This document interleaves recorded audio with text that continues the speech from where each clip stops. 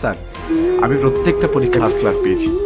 এবার এই সার্টিফিকেট নিয়ে যখন আমি কোথাও চাকরির জন্য যাচ্ছি, তখন কেন আমার কাছে জিজ্ঞেস করা হচ্ছে আমি কম্পিউটার পারি কিনা? কেন আমার কাছে জিজ্ঞেস করা হচ্ছে আমার কাজের কোনো পূর্ব অভিজ্ঞতা আছে কিনা? আরে পাগল নাকি তুমি? চাকরির জন্য তো সব প্রয়োজন। তোমাকে কম্পিউটার জানতে হবে, কাজের অভিজ্ঞতা থাকতে হবে, এক কথায় তোমাকে যোগ্য হতে হবে। তাহলে বেতন কি তোমার চেহারা দেখে দিবে? যদি চাকরি করতে এগুলো লাগবে, তবে স্কুল কলেজে আমাকে বাস্তবমুখী না করে তুলে আমাকে কম্পিউটার না শিক্ষা দিয়ে কেন শেখানো হচ্ছে? নবাব সিরাজউদ্দৌলা কবে মারা গিয়েছিল? কেন সেখানে একজন ছাত্রকে বইয়ের উপর বই চাপিয়ে দিয়ে ডিপ্রেশনে বোঝানো হচ্ছে? তুমি কি মিয়া পণ্ডিত হয়ে গেছো নাকি? এগুলো হচ্ছে ইতিহাস।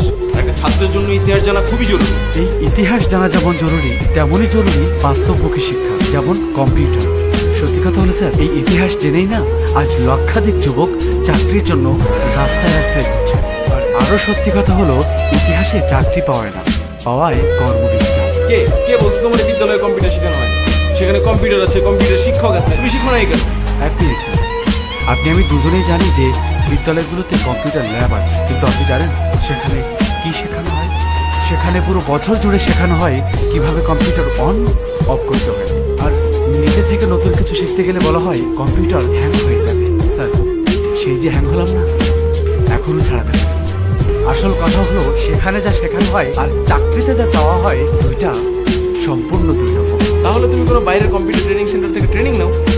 স্কিল ডেভেলপমেন্ট ইনস্টিটিউট আছে, সেখান থেকে স্কিল ডেভেলপ করে নাও। তুমি জানো না, হাতের কাজ জানা থাকলে ভাতের অভাব হয় না। তাহলে স্যার, এই যে 18 বছর ধরে আমি মাস্টার্স কমপ্লিট করলাম, তার ভ্যালুটা কি? এই যে সার্টিফিকেটগুলো আমি অর্জন করলাম, এটা কি বাসার দেওয়ালে টানিয়ে রাখার জন্য নাকি চাকরির জন্য? যদি চাকরির জন্য হয়, তাহলে আমাকে কেন চাকরির মতো করে শিক্ষা দেওয়া হলো না? কেন আমার স্টাডি পিরিয়ড চলাকালীন আমাকে কর্মশালার মাধ্যমে চাকরির অভিজ্ঞতা দেওয়া হলো না? আমার শিক্ষায় কেন কর্মমুখী দিক নেই স্যার? শোনো বাবা, এখন সৃজনশীল হয়েছে, পাশের হার বাড়ছে, শিক্ষাঙ্গন এখন অনেক এগিয়ে গেছে। তুমি চাকরি পাও নাই বলে যে অন্যেরা চাকরি পাবে না তা কিন্তু না। অন্যেরা এখন যোগ্যতা পাচ্ছে। স্যার, কর্মক্ষেত্রে গেলে সেখানে একটা কাজের ধারণা দিয়ে 4 ভাগে করতে বলা হয়, যেমনটা আপনার সৃজনশীলে করাচ্ছে। চাকরিতে একটাই কাজ দেওয়া হয়, আর যদি আপনি তা না পারেন, আপনি অযোগ্য। কি আজব স্যার, এরা সৃজনশীল পদ্ধতিতে পড়ালেখা করছে, তবে সৃজনশীল কোনো কর্মক্ষেত্র পাচ্ছে না, আর পাবেও না। পাচ্ছে একটা সার্টিফিকেট। তুমি একটা শিক্ষিত সমাজে দাঁড়িয়ে এসব কথা কিভাবে বলতেছো? তুমি কি বলতে চাও, এখন শতভাগ শিক্ষার কোনো দাম নেই? শিক্ষাঙ্গন এখন বিজনেস কোম্পানি স্যার, আর স্টুডেন্ট হলো প্রোডাক্ট। প্রত্যেক বছর এই কোম্পানি থেকে কয়েক লাখ এ প্লাস ব্র্যান্ডের প্রোডাক্ট বাজারজাত করা হচ্ছে। দুঃখের বিষয় স্যার, এখানে কোনো জ্ঞানী গুণী মানুষ বের হচ্ছে না। এদেরকে জাস্ট প্রেশার ক্রিয়েট করে মুখস্থ করিয়ে এ প্লাস পাওয়ানো হচ্ছে। আর আপনাদের এই প্রেশার কুকারে পড়ে ছাত্রদের আশা আকাঙ্ক্ষাগুলো বাষ্প হয়ে উড়ে যাচ্ছে, আর সমাজ সিটি মারছে। তুমি জানো পোলাপাইনের অবস্থা? এখনকার পোলাপাইন খুব দুষ্টু। যে করেই হোক এ প্লাস তো পাচ্ছে। আর শোনো বাবা, এ প্লাস পেলে সব হয়। এ প্লাস কি সব সম্ভব? ভুল।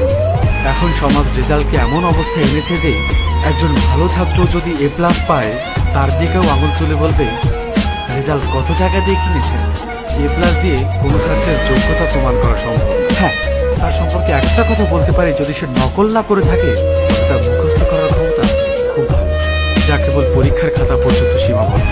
আর এভাবে চলতে থাকলে জাতি খুব তাড়াতাড়ি মেধাশূন্য হয়ে পড়বে। বেঁচে থাকবে শুধুই আপনার এ প্লাস।